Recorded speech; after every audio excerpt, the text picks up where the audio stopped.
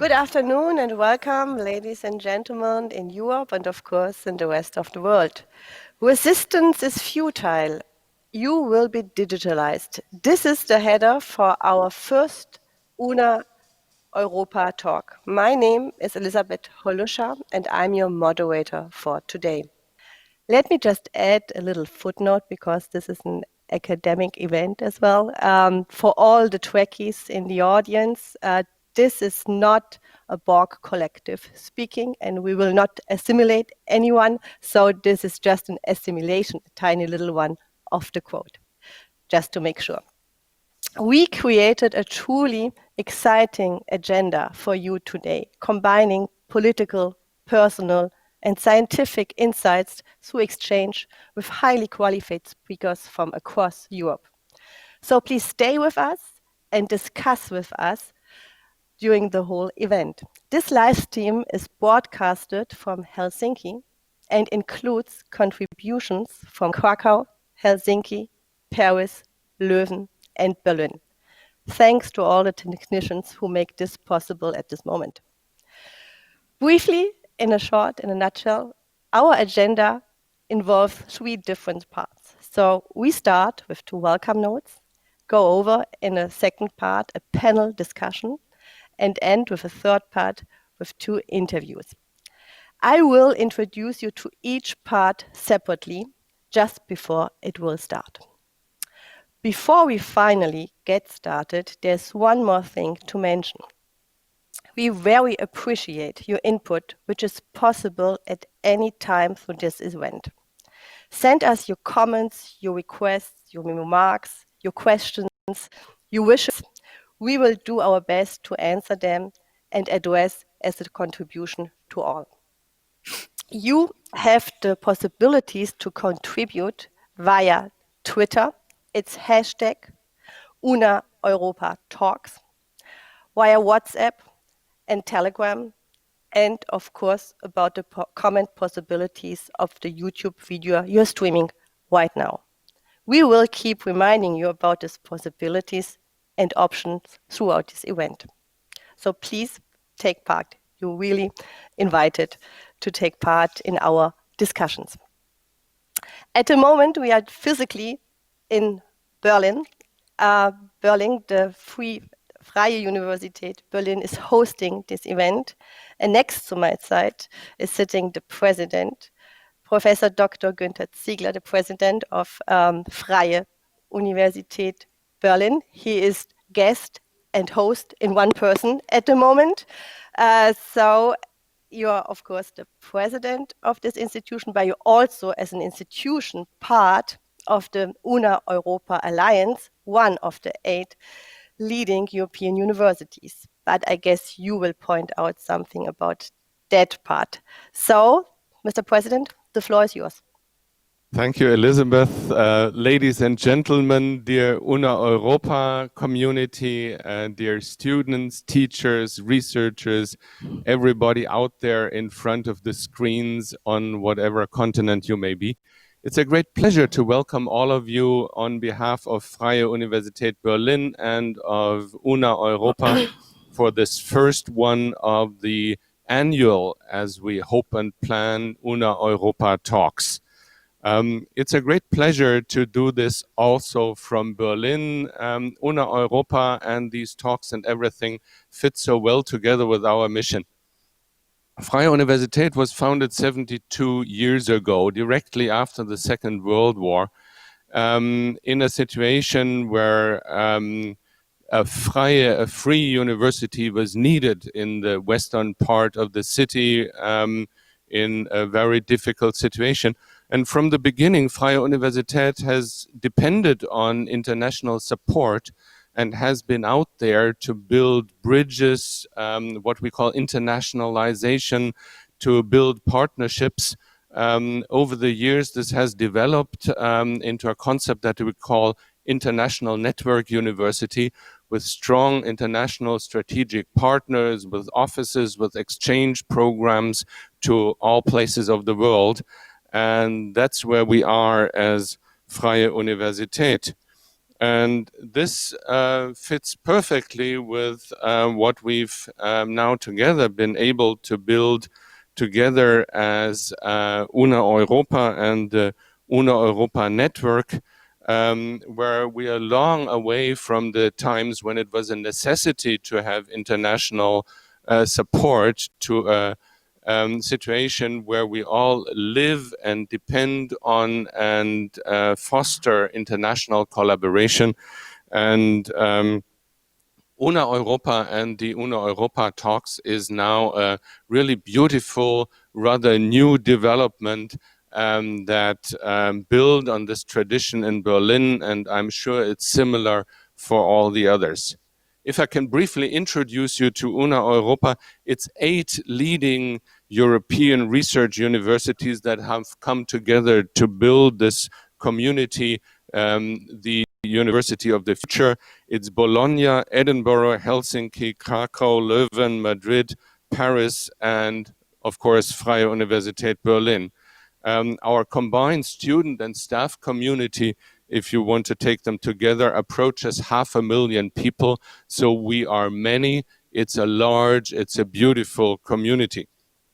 With Una Europa, we've very quickly started to build a strong partnership network, trying to promote values that seem important more than ever: interdisciplinarity, internationalization, innovation, inclusivity. So you have already had your 4 I's, and this is 4I and D. Diversity is also important and ingrained into the whole network. We try and use the synergies and build new multilateral programs. For example, of course, for the exchange of students, double degree programs, joint doctorates, and joint participation in all the research projects that we can build. I said we build on values, and we very quickly agreed on a manifesto which you can look up, which I think is really strong. Let me just quote number 1. We believe that we need a university, a joint university that is not a place, but a body of knowledge, ideas, values, evolving freely beyond borders, mediums, and time. That's what we are, and that's what we want to build as a European university. Why is this such a great achievement? Well, after French President Macron kickstarted this concept of European universities in 2017, we very quickly got together this community of 8 leading fantastic universities in Northern, Southern, Eastern, and Western Europe together by 2018. So this was quick. We got a legal framework. We got a joint office, which is hosted in Leuven. We got additional European funding to get things started. We started projects. Peter Levens from Leuven will talk about this a bit more certainly later. Even before COVID hit us all, we started and promoted and intensified international cooperation, more important than ever. And that just means that this network is more important than ever. That's why we are developing this as a common European research and teaching and learning arena. Now, why does this first Una Europa talk come from Berlin? There's several reasons. The first one is that the big annual meeting of Una Europa, the Una Europa Day, was supposed to be in Berlin this year. This hasn't quite worked out due to COVID, but still here we are in Berlin, and we are happy to be hosts. And that's also why the Una Europa talk could be broadcast from Berlin as one of the places. But also right now in Berlin, we have the Berlin Science Week, which connects a lot of things with the mission of bringing together the world's scientific organizations to celebrate science, to connect and to engage the local and international science community with the public. End of quote.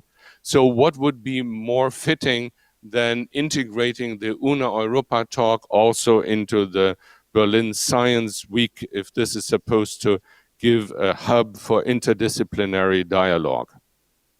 With these Una Europa talks, we try and build an Una Europa culture.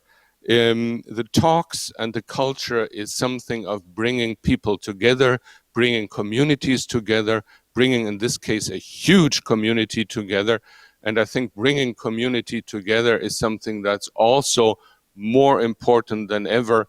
If you just think of how COVID divides things and where we started out with social distancing, but also if you see how on a political arena, without mentioning any elections tonight, things that are divisive are bad for the world. That's why we try and bring things together, and also bringing communities together and bringing Una Europa together now on this occasion of discussing really important and current topics. So this time it's a topic that you will not be able to evade from. Resistance is futile, you will be digitalized. I wish us all interesting insights and inspiring discussions. Welcome. Thank you so much for your welcome note and for staying in time as well. Thank you. We also have a second welcome note from Mr. Steffen Krach. He's the Permanent Secretary for Higher Education and Research of the Federal State of Berlin. Mr. Krach unfortunately cannot be with us in person, but he provided us with a recording and sending his warmest regards. So please listen to himself as soon you can see and hear him on the screen. Thank you. Hello Bologna and Krakow, hello Edinburgh and Helsinki, hello Leuven, Madrid and Paris. Hello Freie Universität Berlin. This is the Brain City Berlin calling. I'm delighted to send you warm greetings from our City Hall. Congratulations on the start of the Una Europa Talk series. I would also like to share the best regards from the Mayor of Berlin, Michael Müller, and welcome you to the Berlin Science Week, which features over 200 mostly digital events this year with participants from all over the world. Many thanks to Freie Universität, Germany's most international university, for the kind invitation to speak to you today.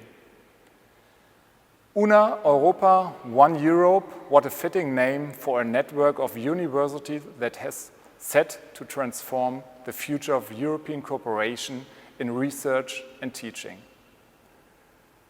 Berlin is proud to be the most dynamic center for higher education and research in Germany. We see our universities and institutes as the key drivers for Berlin's future, and we work together to become one of the world's leading innovation hubs. But we know it is the idea of cooperation that makes us strong. Cooperation between the institutions within our city, cooperation with partners around the world, and especially cooperation in Europe. The Berlin metropolitan area is the real hotspot of European cooperation, with many joint activities and networks. In addition to Una Europa, our region is home to 4 other European university networks. As you can see, the European spirit is part of the DNA of the Brain City Berlin. And we are also convinced that cooperation in research and teaching is key to building a strong and united Europe. That's why we urgently call on the European Commission to open up new horizons for our joint higher education and research area with increased funding, innovative programs, and more exchange of students, faculty, and staff between our countries. The current COVID crisis underlines even more how important European cooperation is in all academic fields and on all levels. In addition to the importance of boosting basic and applied research, I think there are another 2 pressing issues that we need to address. First, we should learn from the current experience and discuss how digital technologies can help us not only overcome the challenges of a pandemic, but how they can be applied long-term to improve the way we teach, learn, do research, and cooperate. Second, we need to further improve science communication and build a real dialogue between the world of academia and the general public. The interest in research and its findings has never been greater than today. We should use this attention also to explain how research works, that it is a process and that its findings develop over time. I'm glad to see that such matters are on the agenda of Una Europa, and I wish you much success on your joint journey today and in the years to come. I hope we can welcome you to Berlin again in the near future. For example, next year, when we celebrate not only one Science Week, but a whole year of science 2021 in our city. Thank you and have an inspiring start of the Una Talks. Thank you for playing the recording. It's going to start in a few seconds with our panel discussion. Just hold on. So we can start soon. We just have to make a little change and then we are directly with you again.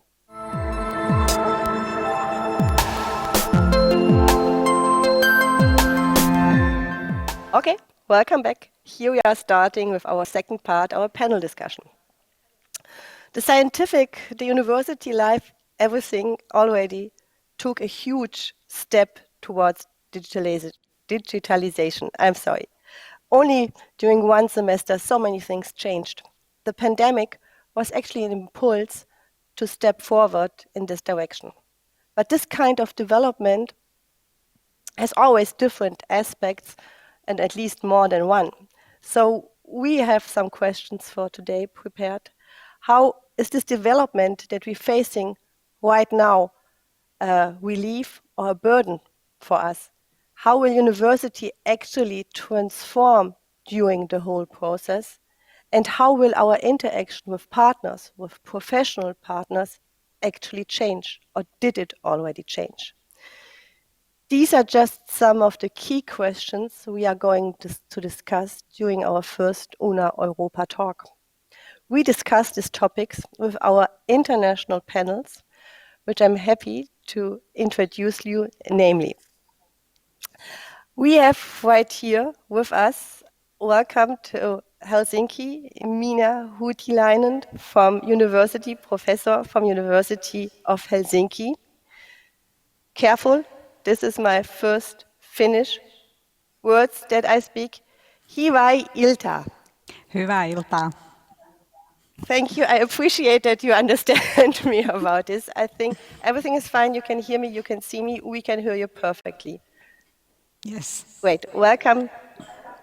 Thank you. Welcome to the discussion. As the second guest, I like to introduce you Ahmed Mufti. He's student from master student from KU Leuven. Guten Tag. Hello.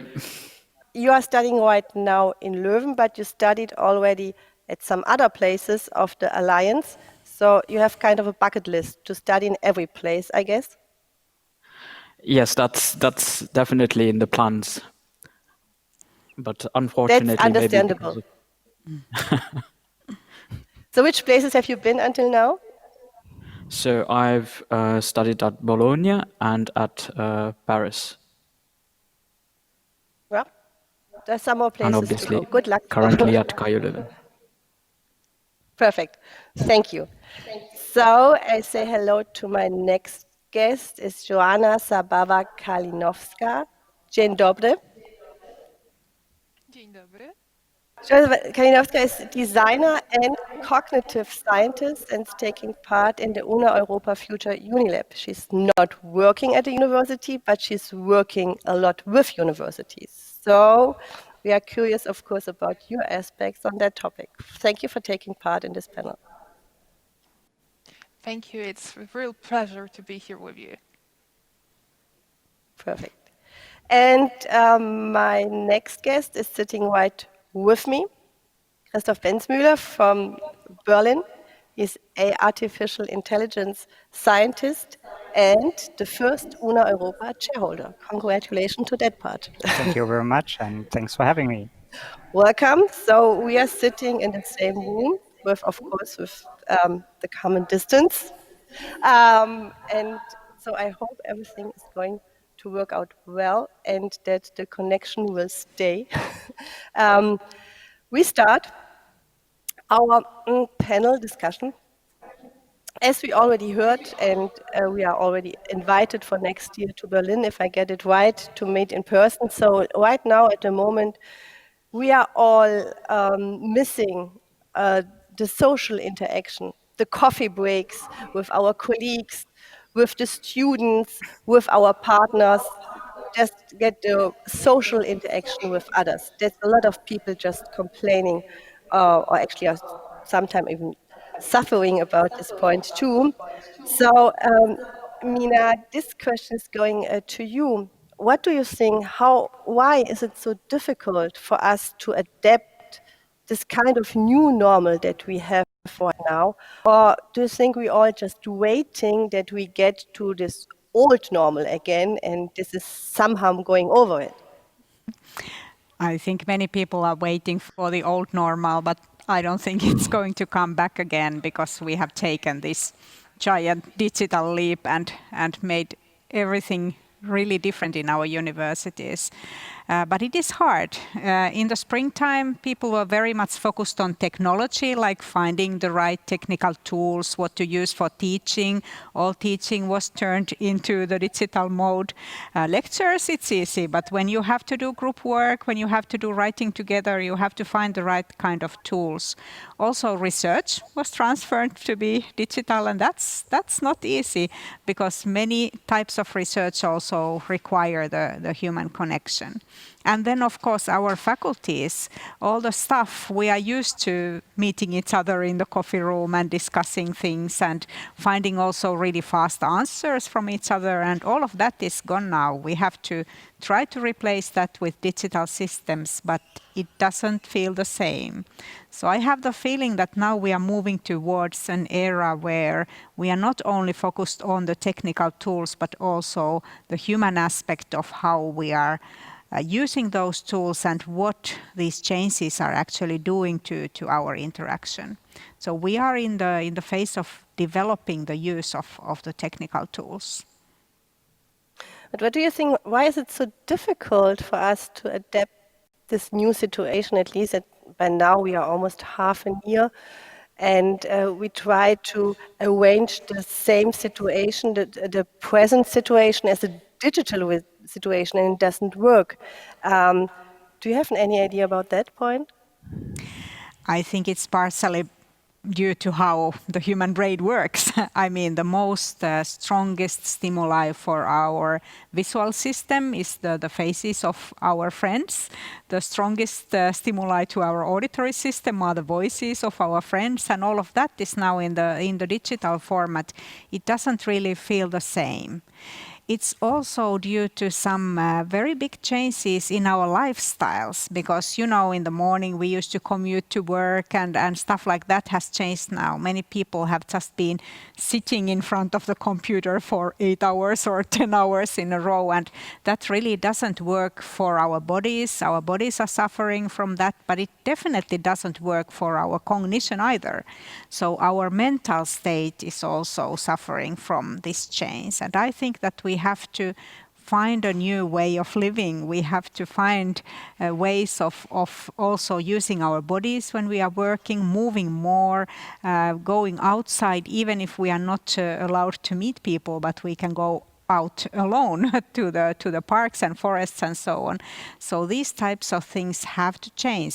Since we are not commuting, we are not changing from one building to another, we still have to find this mental change, maybe changing from one room to another or from one computer to another if that's the only way we can do it.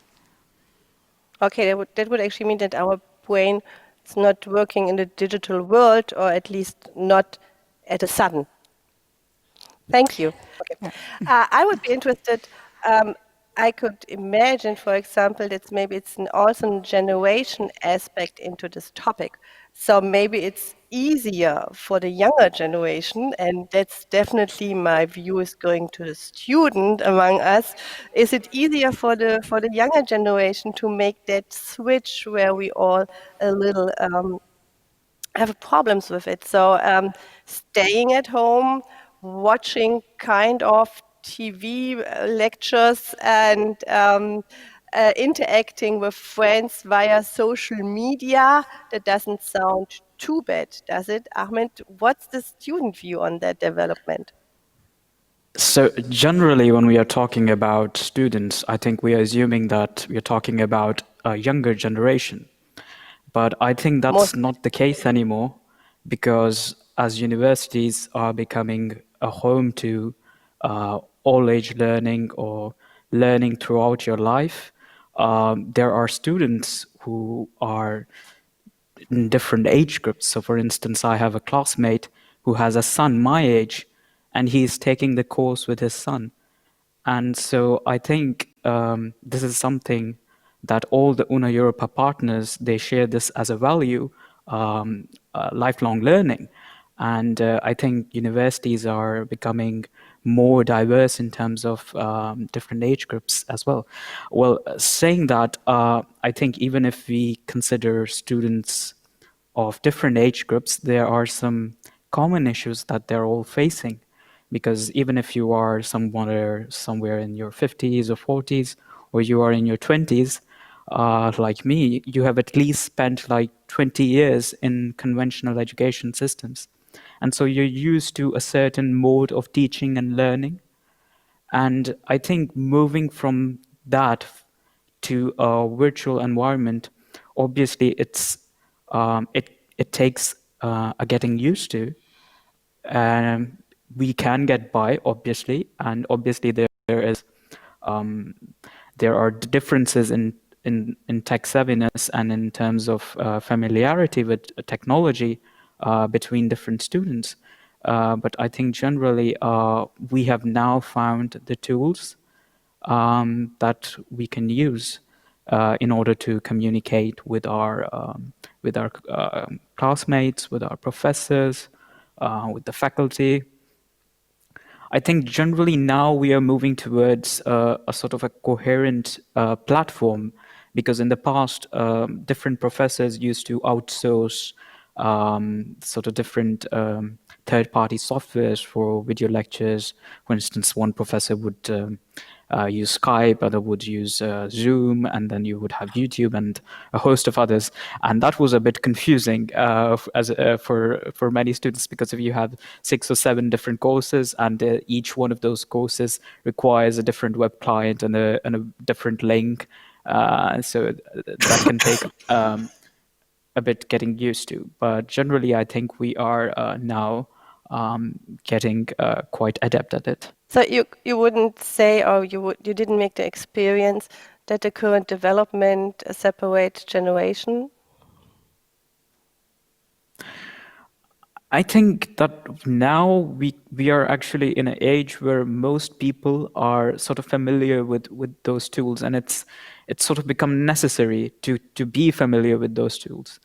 And if we were talking a few years back, yes, it was plausible that there was sort of this difficulty that comes with not being familiar with technology. But I think the sort of technology that we are talking about has been around for some time now.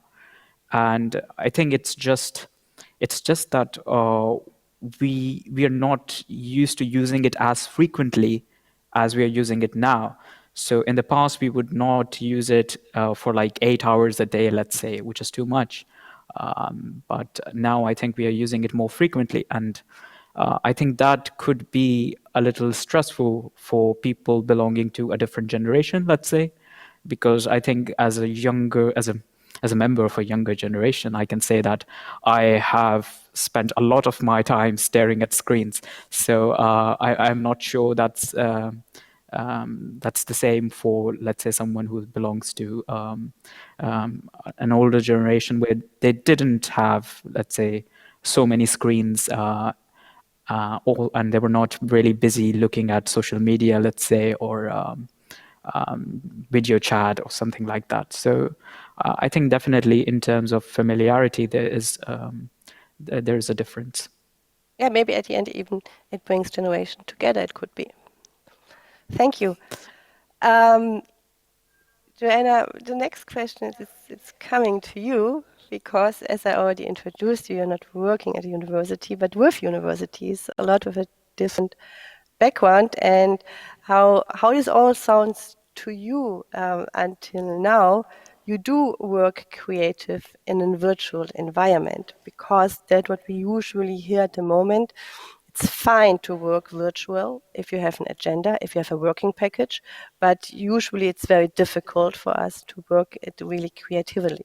So is virtuality the end of creativity from your point of view, or did you make other experiences?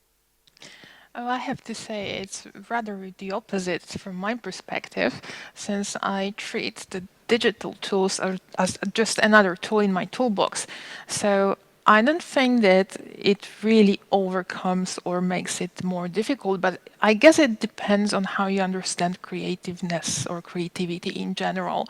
Because if you think about the creativity in a classical way, as a person creates as much as possible solutions that are original, not necessarily useful, but original, then whether you do it in a virtual world or you're doing it in an actual world, reality, doesn't make a difference really. It's just your internal work that you have to do. But if we are talking about this group effect, like something that is emerging from the group activities, then the case is becoming a little bit more difficult because then we have to overcome two major steps.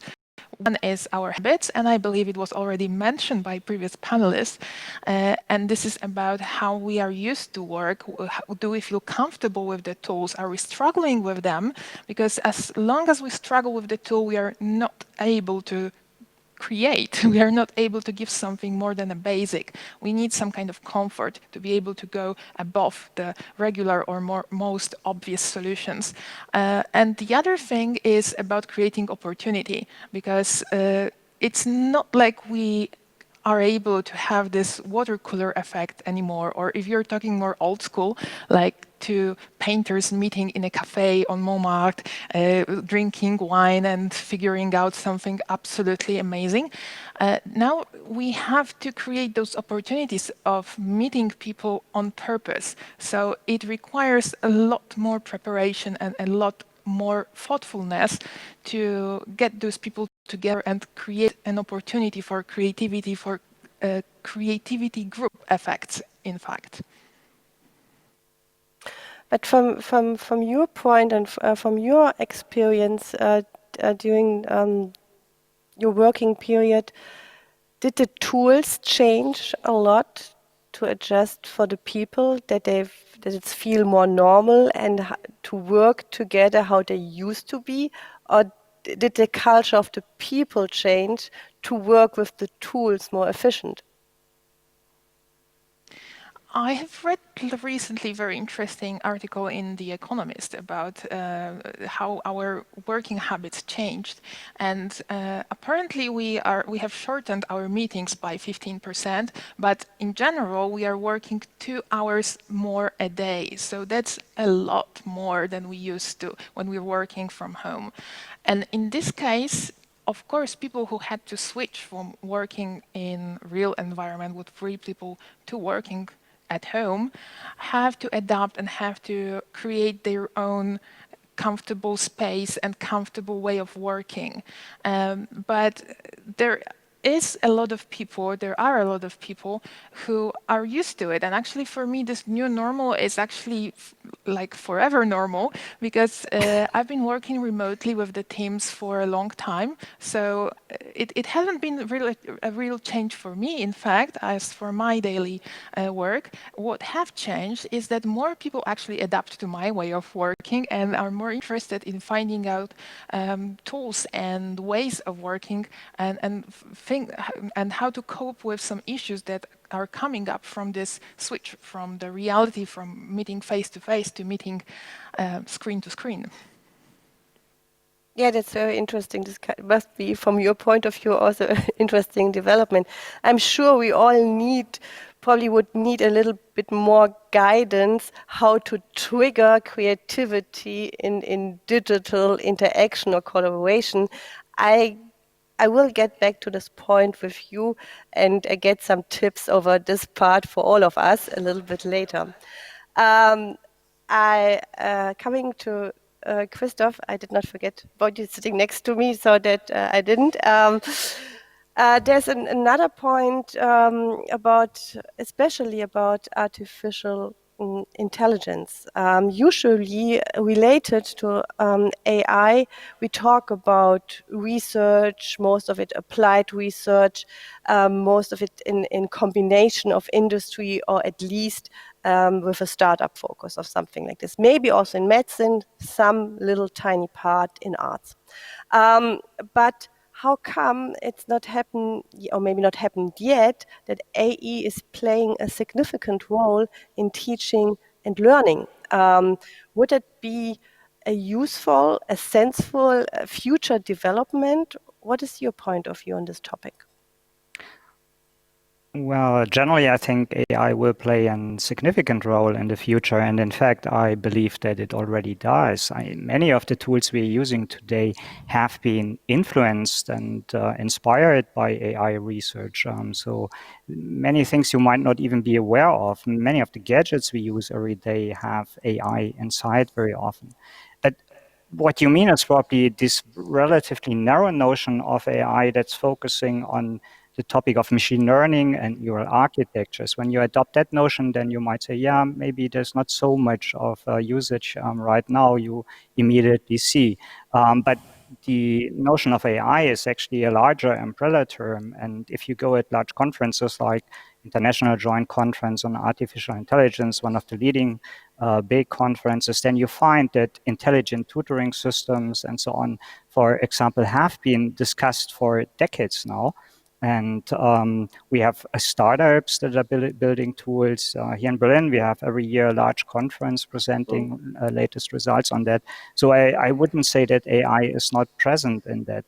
But for example, I myself use AI technology in classrooms since many years in the lecture course on computational metaphysics that was bridging to philosophy. For instance, we had students developing formal arguments, which were then checked by smart technology, and they could do that 24/7. Excellent support for me as a teacher that you have now an intelligent tutoring assistant on board, and other universities are using that as well. Tomorrow morning, I will use such technology in a lecture course I give in China at Zhejiang University. And this is a similar technology, but now in a slightly different context. This is just one example. So there are many intelligent systems that are currently already being used. Of course, it depends very much on the very specific topic you are addressing. But we will see further AI technology in many, many further application domains. So you can see a general development, not only single-spotted experiences or events. You see it through all the fields in academic. Yeah, in the near future, I see that AI will pick up in many other areas as well. Of course, I mean, it depends very much. I see more those fields like computer science, mathematics, where you're more affine to formal coverage of formal or conveying formal knowledge, that there's a bigger room of AI technology. But you might even criticize this position. So I see a huge potential. But also many challenges. I mean, at the moment right now, I feel myself very often lost in tools. We mentioned it before here, that you have this overflow of available tools or different information challenges you have to address. And not very often, this is a kind of real challenge now for technology development. To help the user to better focus on knowledge and acquisition of knowledge, and not to fight with the tools all the time. And I think that is something where smart technology in the future can, of course, help a lot. Maybe I just used the wrong tools. I didn't have the impression there was AI included when I used them, but you never know. But because of using all the tools, of course, we also producing a lot of data. Maybe we are of some of the developments not really aware. Do we have a limit of data production? Do we also have to talk about data safety? Do we have to talk of open source platforms and everything connected to it, or is this not of an importance at the moment? No, I think that's a real relevant topic. I mean, just producing information and data doesn't solve the problem that we are talking here in the end about acquisition of knowledge. And information and knowledge acquisition are two different things. And that means just storing and having now many different, let's say, recorded lecture courses available doesn't really help much with acquiring a consistent body of, say, actionable knowledge. And there's a huge challenge for technology now to put more an emphasis on the quality of knowledge we are accumulating now in that current period, instead of just maintaining and storing information somewhere. And making sense of what we are doing at the moment and reducing this data overflow to just quality that we then work with. I think that is one of the big challenges. And of course, as knowledge workers might generally now confirm, as a teacher or also researcher, I of course have an interest that I have a kind of personality in the game here, and that I secure and maintain this personality. And giving away that now completely might, of course, be a kind of distracting or challenging situation for many of us, actually. And so there's also then the question of intellectual property rights here included, and we have to address that as well. So can we now just get and offer all of our individual knowledge for free? And is that the right way to go? Maybe yes, maybe not. But if not, and if we want to protect certain knowledge sources, then we have to find solutions here as well. Ahmed, I would pass on this question to you, not from a student view again, but you're also working as an IT specialist in the platform from Una Europa. Is this kind of question talking about your work, or do you work with open sources, or is this none of a topic at the moment? So I'm basically using two things to work currently. I just use a terminal and a browser, and those are my only tools because I'm one of those programmers who doesn't understand GUI, the graphical user interface, because I think it gets in my way to get work done, and I'm more concerned with being efficient than getting distracted by the user interface. And so I basically use, for instance, I use a Bash, a window terminal, or Emacs as a text editor, and I think they have been around for like quite some time. So I'm not really using sort of some really revolutionary tools, but I'm quite interested in a couple of new tools. For instance, there's a tool for pair programming, and it's called Tuple. And the idea is that you can basically work with another programmer who might be in a different city, in a different country, and you can program concurrently and work on the same project. And the main sort of selling point of this tool is that it is minimalist, so you can basically work on it without being distracted by the UI or by the different tabs that are open, that you have to constantly move from one screen to another or change the position. And it's also it's not really very resource intensive, so it doesn't require a lot of processing power. So you can actually run something else on your computer, because if you're a programmer, you're more concerned with actually running something like Docker, for instance, or some other tool, which actually takes a lot of processing power from you. And so if you're using, let's say, a client like Zoom, which is quite resource intensive, so your fan will basically start blowing as hard as it can, and then you won't actually hear anyone talking. So I think the kind of tools really differ from what your profession is and what specific sort of goals you have in mind. Because I think generally people who are concerned with UX, user design, user experience, they probably like other tools like Figma, for instance. But if you're a programmer, you might want some other tools because there are specific criteria that each professional is looking for in his or her tools. And so I think that is the specific question. And I'm sure we are still not at the end of the list of tools that coming up sooner or later. Thank you. I'm looking to my tablet, and because that's the source where I get the insights from our audience. So I will pass on one or two questions at the moment because the connection is, as I already forecasted to you, Joanna, it's about creativity in virtual meetings. So I will pass this on directly to you. How to trigger creativity in online meetings, how to best brainstorm in the virtual world. Do you have some tips for us? Well, I think it's rather similar to what you do as a facilitator, whether you're in a room full of people and you have to encourage them to think through or think out and bring as much ideas as they can during the brainstorm.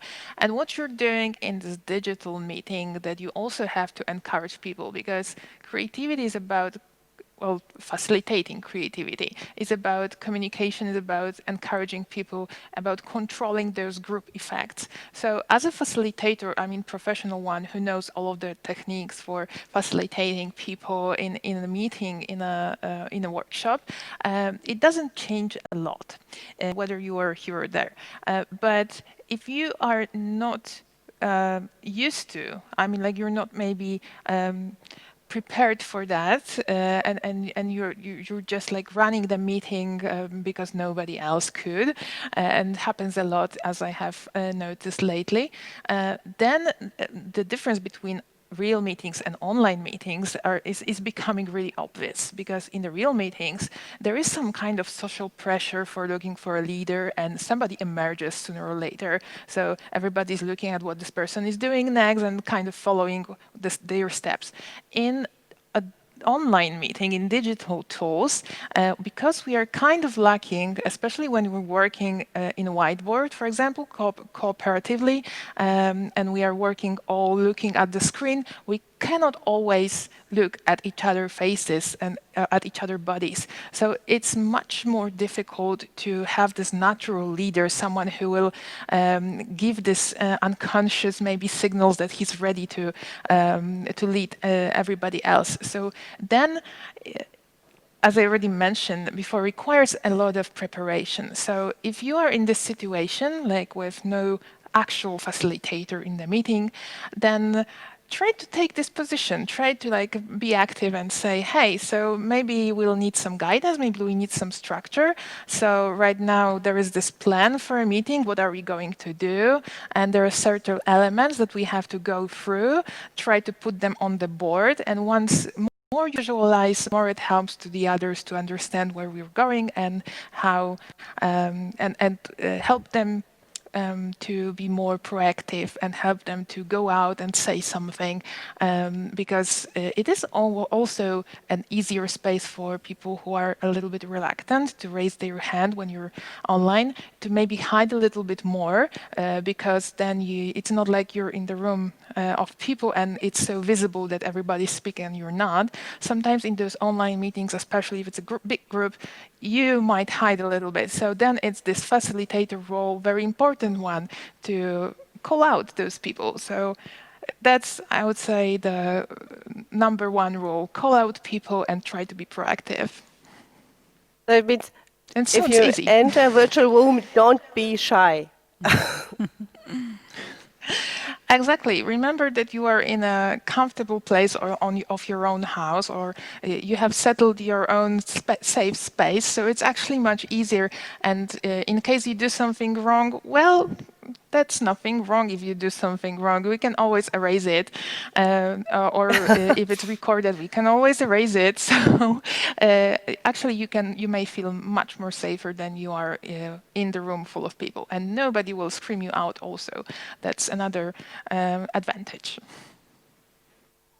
Thank you. I think that was very helpful because this is actually one part that a lot of people are just realizing that the interaction is more passive than we used to have it in the present. And that's also an issue, of course, about the further collaboration among international institutions. How will they develop? So how can we interact better under the circumstances? Because I don't know how it was for you during the last month, but most people say we are staying with our old context. We are still exchange, but there's nothing coming up in a new way, new corporations or something like this. Minna, could you share your thoughts about this issue, about the new? Okay, and afterwards I take Joanna. Minna, Yes, would I be you. think Yeah, it's thank you. because it is so much easier to interact digitally with people whom you know. You have less cues of how they are feeling. You see their faces, but you don't see their body language or something like that. And in those situations, it doesn't matter so much if you know the person. So if you think about initiating a collaboration with somebody that you have never met before, it feels really formal in the beginning. And of course, in the face-to-face world, we have a lot of tools for that. For example, for scientists, it's always been the poster sessions of conferences. So there you are standing in front of your poster, and some famous professor comes and asks a small question, and you give a small answer. And if it doesn't continue from that, that's fine. But it might start a great discussion, and it would continue towards a collaboration because everything started going so well in the physical meeting with this person. But how would that happen in the digital world? Would you propose a Zoom call with that professor? I don't think so. It's not a normal way to interact in the digital world. So meeting new people, establishing new connections in this time, it is much more difficult than what it used to be. I really feel sorry for everybody who started a new job during this pandemic time, because they have to learn to know their colleagues and so on. And also I feel really sorry for all leaders and superiors who got new team members, because they have to establish these connections with people whom they don't know, and they have to do that digitally. So it is really not easy to overcome these problems. It is very subtle signs that we use in the physical world to learn to know each other better and to understand what the other person is thinking if we don't know this person at all. And this is much more difficult in the digital world. And we don't even have practices for that. We don't have these random connections or randomly meeting some people in the digital world. So you do not think that like social media could actually replace scientific discussions? Well, it has a little bit. So, for example, already before the pandemic, in my own field in neuroscience, there was already a Twitter conference, the Twitter Brain Conference. And the idea there was also to try to kind of have posters also, but in Twitter. So you were able to present your data in a few tweets, and then you got some comments from other people. Of course, it's not like completely real-time discussion, you have some time to react to the tweets, and that might be also beneficial in some cases. You have some time to think like, okay, what does this mean, and how do I want to react to this? And I think it was a success. So that was a new way of establishing connections in social media, and many scientists are very active in Twitter, so that's a very good platform for finding comments to your work, and I can see also very many senior researchers being active in social media and commenting the first paper of a very junior scientist. So that is a very, very nice thing to do. Yeah, and it was even before COVID-19, you said, right? This Yes. Twitter Brain conference. Mm-hmm. Great, thank you. Joanna, you raised your hand. Did I get it right? Yes, I did, because it came to my mind that it's actually a great predictor. How much do you try as a group to imitate the real world meetings and the real world way of working in the digital world? I have had this discussion lately with several teams I'm working with a completely different adaptation to the digital world. Some of them are really efficient, and we're working for years already in this way. And for some, it was the absolute beginning. Actually, it was the first time that they've been using a digital collaboration tool. So as we are speaking, like, what is the sign of maturity, of being digital aware, of being digital mature of the team, is exactly this way of imitating. So more the team is getting mature, more it's going away from imitating what's happening in a real world, in a real room, and it's finding more effective way of communicating, and actually more flexible way of communicating, because everybody is going towards what's comfortable for them, without losing those good effects, those advantages of group work. Well, okay, thank you. I'm just reading one more question. Maybe we can combine it because it fits perfectly, I think. There's one from the audience. What could be the longer-term impact of the current crisis on international collaboration in academia? Will there be less, more, different? Well, in my opinion, I think we will have more and more effective collaboration. In teaching, I think it will be an excellent opportunity to exchange and combine expertise, especially for the European perspective here. That's interesting because we're bringing this different perspective, but we want to foster the sharing of values and so on. And we can here foster the share of expertise and local perspective on particular research topics. And this is just an excellent opportunity now after this acceleration in digitalization recently. So I have, for instance, set up a lecture course in which we combined expertise from different sites, including, for instance, also Edinburgh, but also beyond, in order to teach in AI on the topic of ethical and legal challenges in AI and data science. And here the idea was to bring in this expertise from different perspectives and different sites in Europe and beyond, and to kind of substitute missing expertise on the individual locations, in this case, our site here. So that is a great opportunity. We will see more of that. And that indeed will trigger research connections and will foster new project proposals. And this we will see more of that.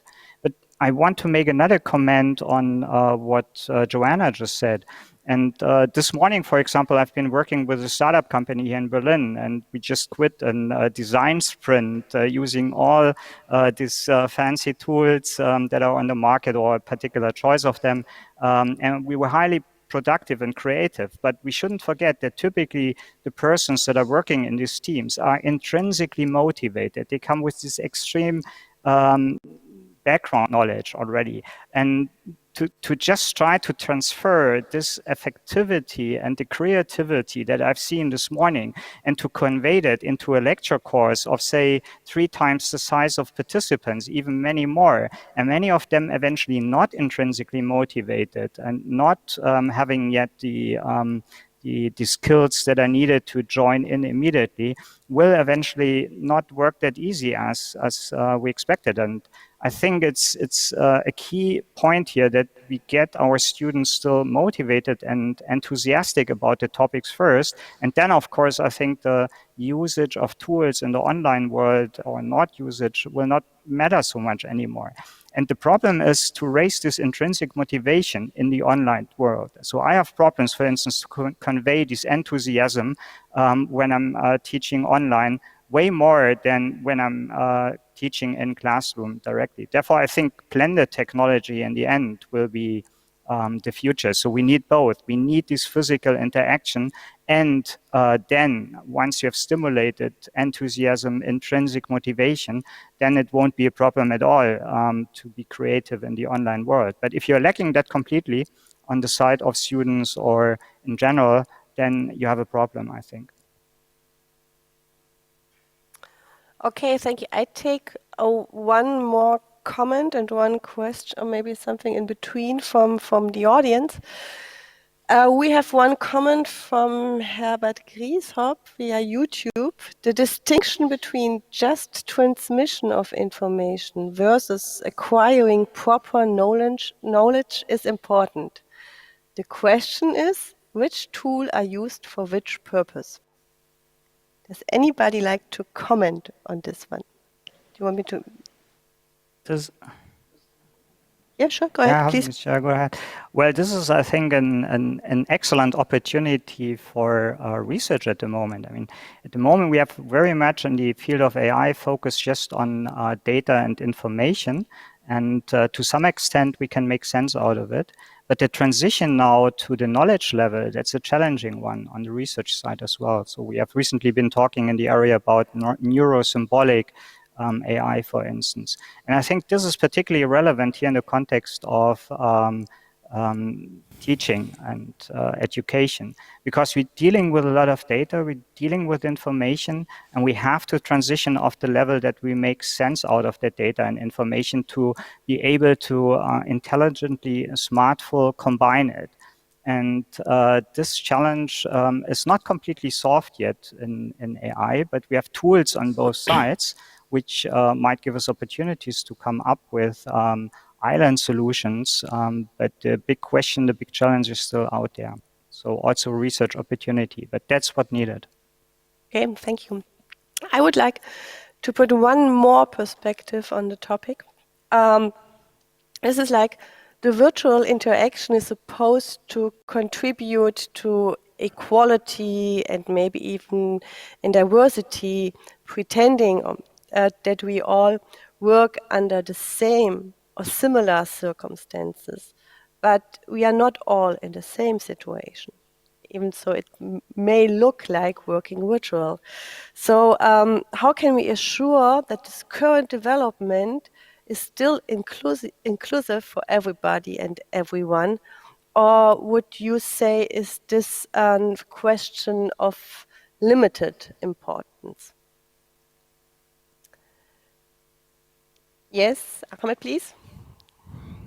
I think this question is extremely important, and I think we should talk about accessibility when it comes to tools, because a lot of tools that we are talking about, either for transmission of knowledge or acquisition, some of the best tools are proprietary, and so you have to pay for them. Maybe you need to buy a license or you need to buy a subscription.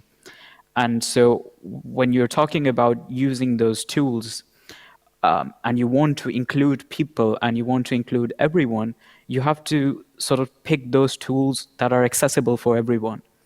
And I think because of that, we need to focus a lot more on the development of open source tools and open source technologies. I think a lot of work has been done in the past, let's say, 2 decades in the open source world. And there are parts and bits and pieces that can be combined to make great utilities and tools which are almost on par with the most premium tools that are available today. But I think it's an extremely important question, and we should really focus on this. Okay, thank you, Minna. Minna? Yes, I also think that we have to really focus on all of these open access possibilities. I come from Finland, the country of Linux and many other open source possibilities. And I think it's important towards our students. So we have to be able to provide all students with the best possibilities. It's also important towards the whole community. So we also have to pay attention to how we are able to communicate our scientific findings to everybody, all the European citizens.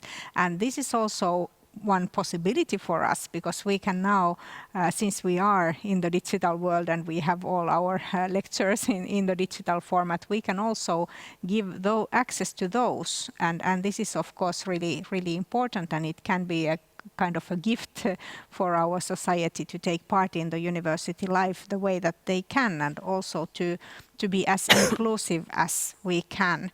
And it is also part of the open science movement and also open data movement, so that we as researchers take advantage of the data that we have, but we also have to think about whose data it actually is. Who are those people who produce the data? Let's say that we are dealing with data from students. Every time a student is accessing a digital platform, there is a digital footprint of that, and we can collect those data and we can try to learn about our teaching. But I think that since this data were produced by the students, they should also have access to the data. They should also benefit from the data in the form of, for example, visualizations of how they have been going about in their studies, and what might be those next steps that they could be taking, things like that. And also to open the same data to the whole scientific community in the world, if it is possible. But how can we ensure that we stay inclusive, or not even stay, maybe in some countries or some institution even become more exclusive about that development? Yes, I think this open access tools is one of the keys to this, but I think that it is more like written in the values of the universities. So what are the universities standing for? Why are we here? What are we doing? What is our plan? And if our plan is to do important science, give teaching according to those scientific findings, and then also deliver these results to the whole community where we are living. So all of that actually asks for this inclusivity. In Finland, we pay a lot of attention to who are our students. We don't want our students to be like the selected top, but we want everybody to have access to the university education. And we tried our best to include everybody and also have possibilities for people coming from various backgrounds, and also international people in Finland to have access to university teaching. Okay, thank you. Ahmed, you raised your hand. Yeah, thank you. So I was going to say that because I have been working for Una Europa, and so I have a little bit experience in sort of gauging the needs of academics and project managers working in different countries. What I've realized is that when you want to have a partnership that is, let's say, as large as Una Europa, you need to be able to include as many people as possible. And so the previous structures that we had built for sharing or communicating within each organization are not, let's say, built for this purpose. They are, as you said, are very they're not very inclusive, and so you're not able to include external partners in many of the platforms. So I think now that we are expanding our partnerships and we are undertaking such marvelous projects, it has become even more important to sort of change the core values behind our IT infrastructure and the general goals that we have. so that we are able to accommodate such partnerships and such collaborations in the future. Yes, please. Yeah, I definitely think that we need investment in Europe in the development of platforms, not just for sharing information or for sharing data, but for sharing solutions also. In particular, as an AI developer, I'm interested, for instance, to plug in my small developments into larger context and to test them, to evaluate them, and to see whether they are working. And very often you don't have access to these tools at a larger scale. And that is the reason why lots of the interesting research currently, for instance, in AI, is often being done in industry, because there you find these platforms where you can actually test your individual contributions. And I think that's now a great opportunity at the European level to invest in the development of much needed infrastructure to also exchange tools and solutions, and to foster the testing of developments and so on. That will create a platform that's then valuable for both, I think, for education in classroom, because I can share now also small projects all over Europe. I can work together on building small tool solutions and plug them, make them interact. But it's also facilitating new research interactions and research projects. Thank you. Joanna, you are raising your hand as well? Yes, we are mostly talking about the open access to software, to platforms, and I believe we cannot forget that this openness needs to happen on 3 different levels simultaneously to actually bring something good into the world. So the first level is actually access to the devices, and what we have seen recently in Poland, for example, when this shift from being at school to homeschooling happened, is that a lot of kids suffered from lack of devices, and they simply cannot join the classes and troubles to continue on their education because lack of devices. I don't know how it looks like in other countries, but this is what we have seen recently in Poland. Of course, there were many actions taken up to solve it, but that was really significant in the beginning. So that's like the level 1, the devices, access to devices to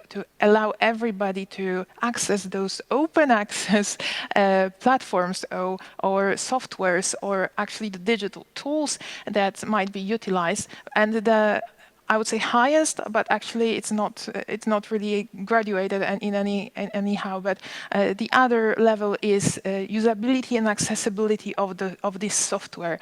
I believe it was a little bit mentioned already, but I would like to maybe stress that that is being able to use the tool in a way that it's free of charges, for example. It's something different to be able to use the tool because, for example, you can, even though you have some disabilities, you are able to operate it. And that's the usability and accessibility initiatives that are taken around the globe, I can say, everybody. And I believe that's the reason for a great rise of interest in user experience design, in accessibility design.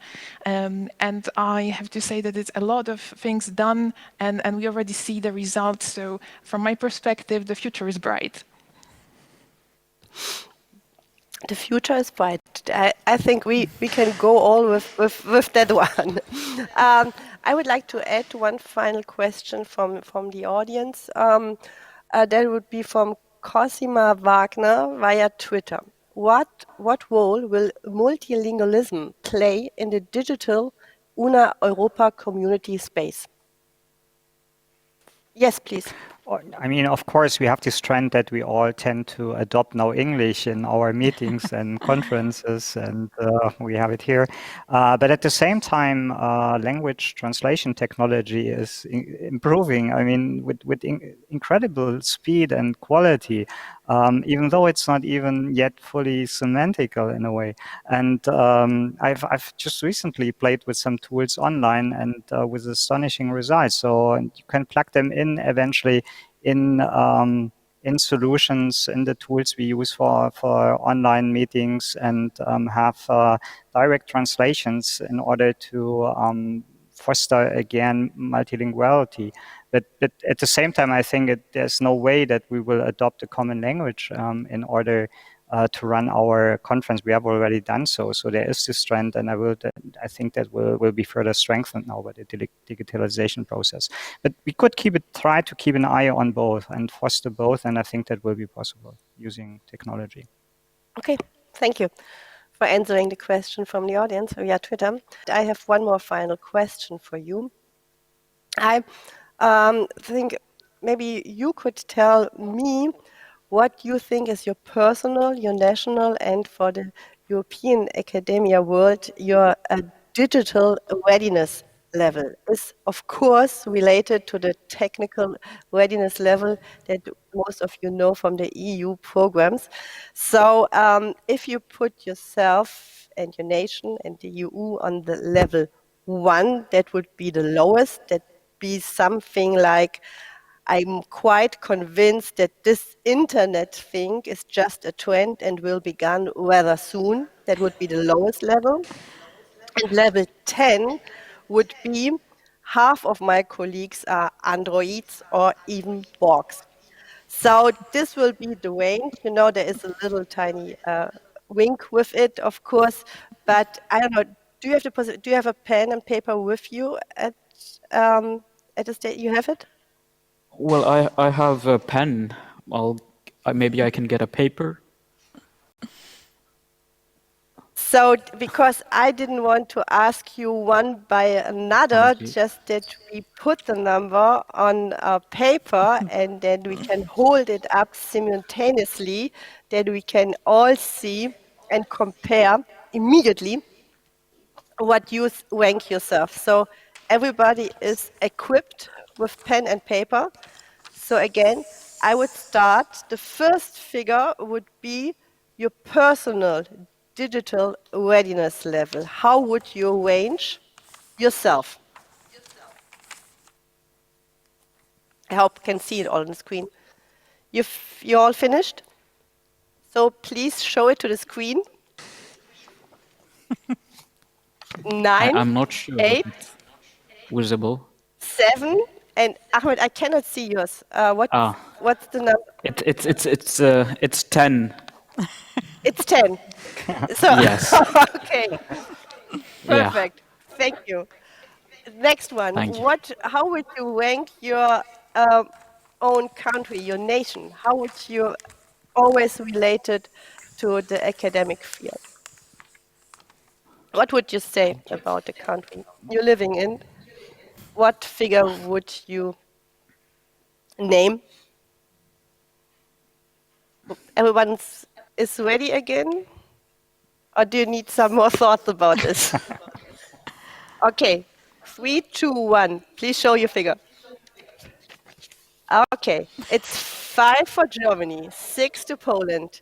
It's 7 from Belgium and 8 to Finland. Okay, that's interesting. Thank you. And now, final one. The European Union, please. The last one. Shouldn't it just be the average? No. That's too easy.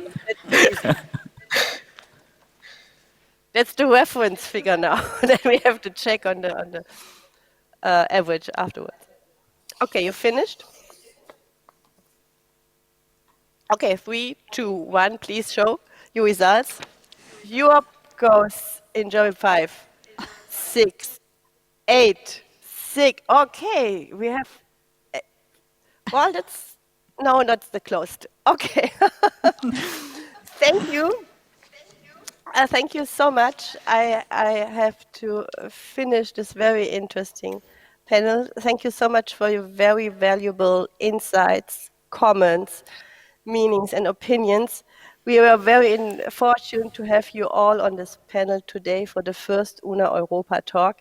And I really considering, I will suggest to the organization team for the second Una Europa Talk, they should invite you all again, and then you can tell us what is going on during the next coming 12 months, I think that would be a very interesting discussion 1 year later. I will pass this on to the committee. At least I would be very interested in this discussion, for sure. Thank you so much for your time. Stay healthy, please, and all the best for the future. Thank you. Goodbye to everyone. Thank you. Thank you. Bye-bye. Thank you. So please, we make a little tiny break. Please stay with us. We have two more very interesting interviews coming next. It will be only a little tiny break. Please just stay with us. We come back to you immediately. Hello and welcome back to our third part. We have our panel discussion, and as it happened quite often, we waste more questions than we could give answers, but I think that's quite common. Right now in the third part, I'm happy to welcome Jean-Pierre Bourgignon from ERC and Peter Leuven from KU Leuven. Welcome to this final and third part of our short interviews. I make a short introduction of you just to make sure everybody knows you with name and position. It's Jean-Pierre Bourgignon. He is the interim president of the ERC, the European Research Council. Just in case you didn't hear about it until now, it's the #1 European funding organization for excellent research. Welcome to our short interview and the third part. You can hear me and you can see me. All right? Perfect. And also, of course, welcome to Peter Leuven. He is the vice president of the KU Leuven for international policy and international alumni, but also, and also chair of the Una Europa Board of Directors and coordinator of First Europe, One Europe, excuse me. So I make it short as Mr. Una Europa. I think that would be put it in a nutshell. Welcome. You can hear and see me as well, just to have a little check on that one. Yes, very well. Perfect. Thank you so much. First of all, because of the connection to the ERC, congratulations to KU Leuven. As I heard it from the ERC, you are rated as one of the top 15 universities among the most successful fundraisers among the ERC. So congratulations to that one. First, to both of you, do you have any comments or reflects on the panel discussion we just had? If you had the chance to follow us on the topics, would you like to add or comment on some points? If you raise your hand, I can react on that. Yeah, thank you. Yes, I would like to make a couple of comments, observations actually on this quite interesting discussion. And I would like to relate this a little bit to the ambitions that we have in our alliance, in the Una Europa Alliance, in the One Euro project. So lots of things happened in digital education the last several months, say. And a part of that, I think, has been anticipated when we were bringing together this alliance, but with a completely different ambition. So what we have been doing is, of course, extremely instrumental. We have learned about lots of new possibilities, embracing technology, also by people who were not really technology adepts before.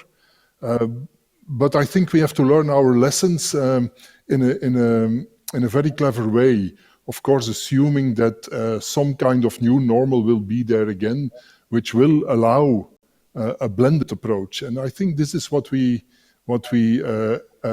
had the ambition of 2 years ago when we wrote our project and brought this alliance together.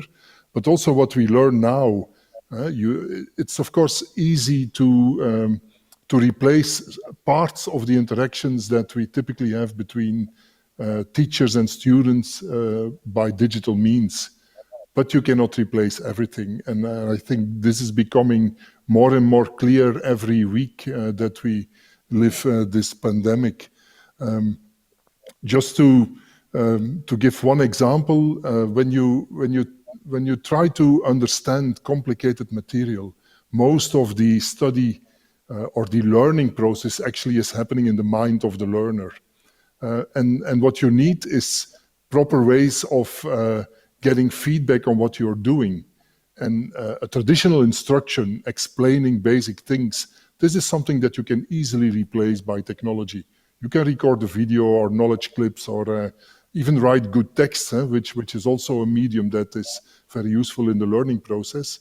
But then to have an engaging interaction, discussion with your tutor or with a professor or with a fellow student is something that is very difficult to replace by technology.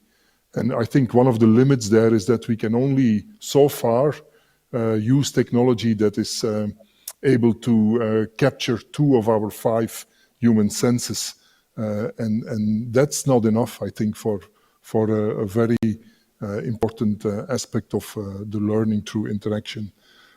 So this is where we have to work on, combining digital tools to avoid waste of time in physical interactions. Also, I think in the international scheme, but making room for the very valuable interaction moments that we all miss so dearly now, including the one where we can use our taste as the 5th sense, which is quite important over coffee, over dinner, or just having a reception with a glass of wine. Did you have a chance to watch the last minute with the digital readiness level for the EU, Mr. Bourgignon? Did you see what our panelists, what kind of ranking they gave? Well, I don't like rankings, so I'm very on this. No, actually, I watched the panel discussion, which I found very interesting, and particularly because people were coming from different backgrounds. But there are 2 comments I would like to make. The first one, I really dislike very much the expression, the new normal, because I think we are in the midst of a crisis, which of course requires a special attitude, special measures, special organization. And of course, it will have an impact on how we organize the future. But I think things will, of course, we are going to meet people again. And actually, we may even, as was said by Professor Leuven, we are going to appreciate that even more, because now we have seen what are the consequences. We are deprived from that. But there is another comment which I think was in the making for quite some time, and I don't think people have put enough thought into it, in particular in academia. You may know that I'm a mathematician, and of course for mathematicians, what is fundamental are texts. And really, because what we produce are documents which are proofs and which are organized as really linear text. And from that point of view, I think it's very important that we were already before the crisis, but of course the crisis has increased that very, very much in a culture in which images play a much more important role than text. And of course, that's a completely new transition. And there are many consequences to this. You see a text as a linear structure, which means you begin somewhere and you end somewhere. In an image, you can always start anywhere you want. And actually, that's something which now has been analyzed quite properly, that how one looks into an image and how one identifies an image as a person is, of course, by almost randomly looking at some critical points, and which is completely different from reading a text where more or less the structure is fixed. So I think this new transformation, which of course is very much related to the technological possibility of dealing with images in a very efficient way, of transmitting images very quickly, and also a lot of data which we can transmit and so on, which of course is going to transform things. But I think we have to keep this in mind, that we are already before the crisis, but of course the crisis, as I said, has amplified the phenomenon, being confronted with this transition from a world of text to a world of images. And I think that's something I don't think enough attention has been put to it, because I think it's going in particular at the university level at the moment where we are dealing with how to best teach something. We have to be aware of this transformation, in particular because the new generation has been exposed to this earlier in the school and so on, in a way, or of course with not only in school but also in the practices with games and so on, in a way where really, this is changing the way people approach the process of learning. I'm quite sure that the new normal will keep us busy for quite a while in future as well, or still coming on. Let me ask something about the situation of the ERC at the moment. Would you say, from your point of view, of course, do you still have the appropriate funding instruments to face the upcoming crisis at the moment, or do you think we have to change the funding procedure? Well, I think, if you look at how the research is funded worldwide, it's of course always an ecosystem where really the way the research can be performed relies on many different things. You must have the right people, so people must be paid, they must have positions, sometimes stable ones, sometimes less stable ones. You need also to have the equipment which is functioning, and to build an equipment takes time. Suppose that you anticipate the needs and you also follow the transformations. But of course, you have to stimulate the researchers to come up with their proposals. And what really concerns me as president of ERC, and which was really created under the pressure of the scientific community, that because of in the sense that I fully understand the fact that there is a big pressure to be delivering things very quickly, I'm really afraid that the ecosystem, which requires some balances between top-down, bottom-up initiative researchers, policy driven by governments and so on, that the balance is really pushed so much towards top-down and policy decided by political people that we really be jeopardizing the future. Because I think we really need the researchers to have enough degrees of freedom. And we know that the breakthroughs usually are not planned. Breakthroughs are things which come with somebody having a totally different look at things in a way which is not planned. And that's exactly what the ERC is about. So I think in the case of ERC, I'm really, not only because it's my duty at the moment, because I really believe very strongly in it, that the share which is going to bottom up, that is research which is at the initiative of researchers and strictly at the initiative of researchers, has to be kept large enough that actually we anticipate the next crisis. Of course, we have to make efforts to deal with this present crisis, but at the same time, we have also to stimulate the researchers to be as creative as possible and to come up with their most crazy ideas. And so, in a sense, my fear is that people say, okay, now we have to concentrate everything on COVID-19 or viruses and so on. But you never know. Maybe the solution to the crisis is going to come from a completely different area that nobody anticipated. And a good example for this, and I'm finishing, is the fact that if you look at the case, of course, the ERC looked when the crisis came, how many projects do we have that we have funded which are relevant for the COVID crisis? And the number is quite significant. It was 183 projects which were proved to be relevant, of course, financed totally before anybody had any idea the crisis would come. And the amount of money was absolutely not negligible. It was 340 million euros. And of course, the key point at that time, and actually ERC did it, was to show enough flexibility, that is for researchers who wanted to adapt the project they had to really be more relevant, that we offered that. And this offer was really taken seriously, because during this year, the number of amendments to projects has doubled, which means that the researchers were very reactive and they saw great ways of really adapting what they had thought as their project to really make it more relevant. And I think this is a good sign that my argument to keep this open space is justified. But then you're saying you're still concerned about maybe kind of losing and the stimulation of the researchers. How can the ERC actually support researchers at this stage? Do you have to change the structures or the whole funding procedure at the moment?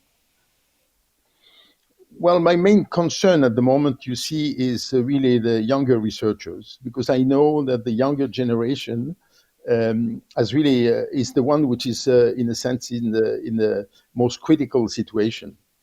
Because young researchers depend on how many years or how many months it takes them to finish their PhD. And therefore, having some delays in finishing because they don't have access to labs, or because actually some difficulty in personal difficulties, could even be illness for them or for people near to them.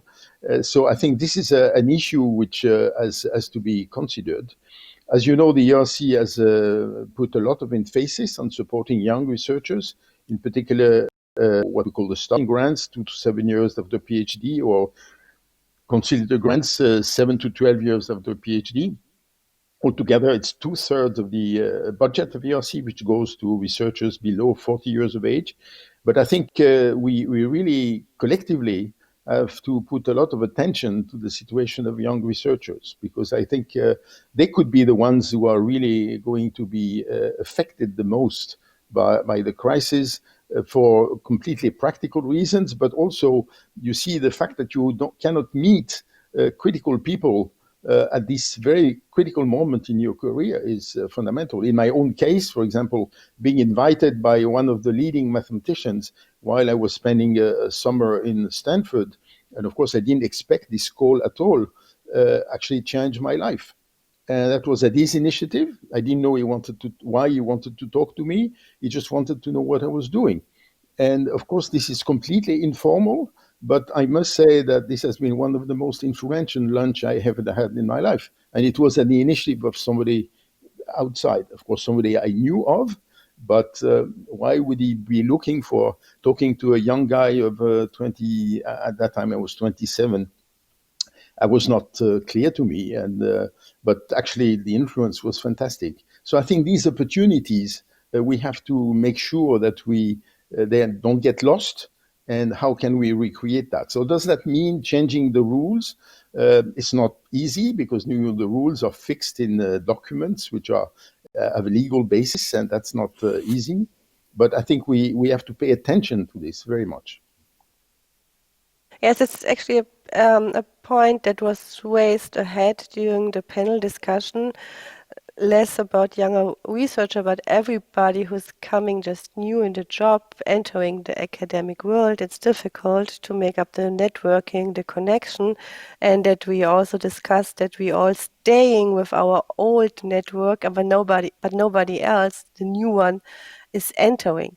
So there would be, of course, another question going to Leuven, to Mr. Levens, about collaboration. So how can we encourage and support people to stay active in international collaboration, starting new collaboration also in this moment, because it's still even more important to focus on exchange, even if it's less fun than it was before? Yeah, it's a very important question. I've been asking myself many times already. Suppose that we would be living this crisis and had to assemble the Una Europa consortium. This would have been, I think, nearly impossible to do, because most of us, we didn't really know each other. We had heard of a couple of colleagues, but just being together for the first time with, I think at that time, 5 of the final 8 universities in Paris for just half a day created so much enthusiasm. And that was followed up by intensive face-to-face meetings with 150 of our academics and staff in a meeting in Leuven. So without these activities, I don't think we would have been able to realize meetings or collaborations like this. But that being said, once you have something ongoing, and lots is ongoing, we have a history of scientific collaboration and working together already for many, many years. So we do have relations. Building on that, I think for a while, and I'm agreeing with Professor Bourgignon that this should be a temporary situation. We will get out of this nightmare, I would say. But we can still create opportunities. To give one example, in our initial project, we focused on 4 interdisciplinary themes: sustainability, cultural heritage, European studies, and data science, artificial intelligence. But while the pandemic was conquering our continent, colleagues came up with the idea to also set up a similar approach in One Health, bringing people together, completely virtual because there was no physical meeting possible, and still managing to really come up with original teaching approaches, with joint research efforts, joint applications, when there was this call from Europe between some of the partners. And just yesterday there was an announcement and a contribution at the One Health conference by this Una Europa team. So it is possible to also in these conditions find each other with the 2D images that we can have from each other. And I think this builds on the added value that we nowadays can create in these interactions using all these fantastic technologies. But we have to find, I think, a quick path towards normal interactions again if we want to maintain the level of interaction that we are used to in research and in education. Did anything change, like for the Una Europa networking? Because you are playing a very active part in it. Is the status, the importance of this kind of networking actually project? Did it increase or did it become less important, or is the quality getting low or high? Can you say something about that? Well, I leave the judgment of quality to others, but I think the amount of interactions certainly did not diminish. So we kept on the schedule that we had planned for interacting with each other. So that is now quite easy and quite efficient even. So if you really have working meetings, discussing items based on text and commenting that, it really works quite well. But on the other hand, to solve complex problems is nearly too impossible, I think. So we have a couple of quite ambitious projects ongoing in Una Europa, setting up, for instance, joint bachelor degrees with 8 universities. Nobody has done that before, at least not to our knowledge. This is not only thinking and working on the content of what should be in such a program, but also trying to align all the different legal systems, all the different administrative procedures. And for that, I really miss the possibility of looking people in the eyes and trying to be creative, trying to solve complex issues bilaterally over coffee during the break and things like that. So that certainly is holding us back at this moment. But okay, I mean, we find workarounds and we try to make the best of it. Okay, thank you. One final question for both of you before we have to end the discussion. What would be your biggest wish for the academic and scientific world in Europe for 2021? Well, as you can imagine, in my function, I really hope that the present negotiation on the budget is going to recognize for research and innovation much better fare than the one that came out of the summit in July, which I think was, for me, a complete surprise that heads of governments could really miss completely the importance of research and innovation, in particular at the moment where their goal, I mean, in terms of the challenges they are pushing, all these challenges they are pushing concerning climate change, concerning digitalization, which is your topic, but also health, all of them just cannot be really successfully taken care of without really substantial progress in research and innovation. So, of course, this is one thing which probably will be solved by the end of the year. But, of course, then we have to go. Maybe another dimension which I would like to bring up, which I think is very important. I think one thing that the crisis has shown, and personally I was actually exposed to it, was really a much better recognition, much wider recognition of the importance of interdisciplinarity, or having people from different backgrounds to work together. I'm a mathematician, as I mentioned, but actually I was asked by economists, I was asked by biologists, but also by mathematicians to take part in some kind of virtual seminars. And these seminars were not just French ones, they were involving people from different countries. And I myself really joined some other seminars, for example, extremely good seminars organized by the FAPESP, which is the foundation from São Paulo in Brazil. And really, for me, it was very important to realize that this diversity of approaches is so critical. But if you don't overcome the difficulties which comes from the different languages, different ways of thinking, then you cannot make progress on very important issues, which absolutely, definitely require an interdisciplinary approach. So I think from that point of view, this crisis has forced us to be confronted with this in a way which was, I mean, you could not avoid it. And therefore, from that point of view, I think probably in the minds of people, the acceptance and also the complexity and the measures that need to be taken to take care of interdisciplinarity in the right way has made progress. So from that point of view, I think this is something which I hope we won't forget. It's not just being under shock and being confronted with it, but that people will learn from it and really keep it for a longer period.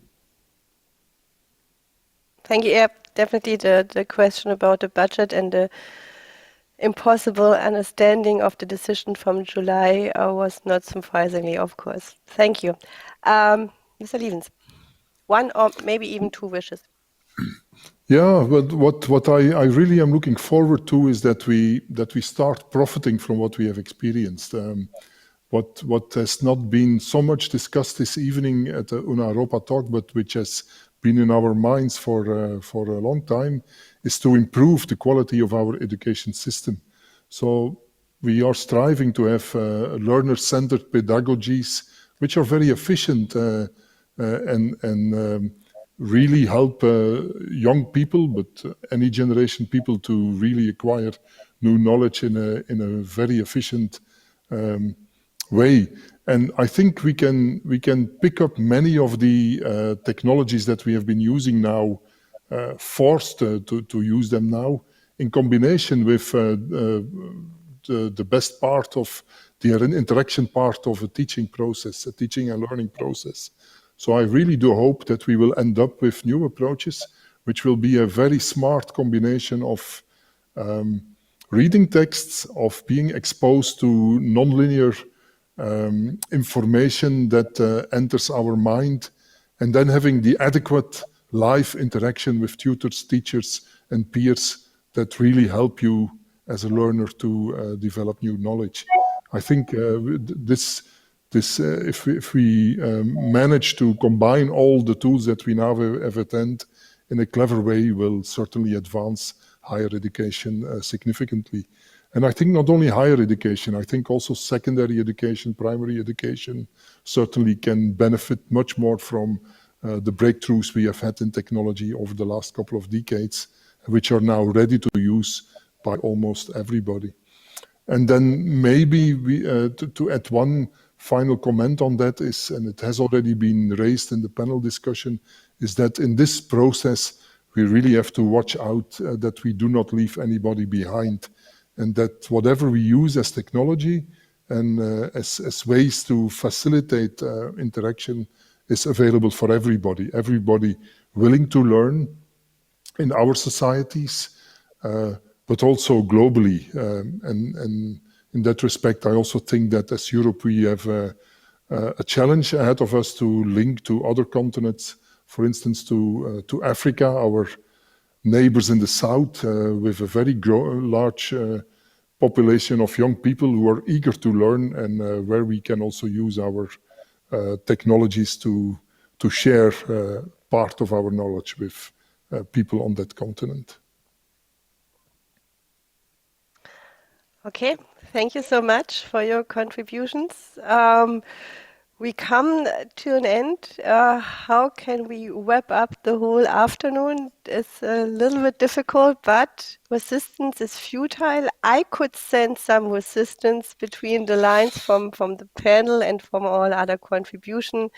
It's but definitely one message to take away is that we should also face the situation of young and new researchers, or even everybody starting at the moment under these circumstances, students entering the academic world, universities, corporation, everything, that we do not lose the people and be empathic about their situation at the moment, and look behind, even so we are established with our networking and our professional partners and everything else.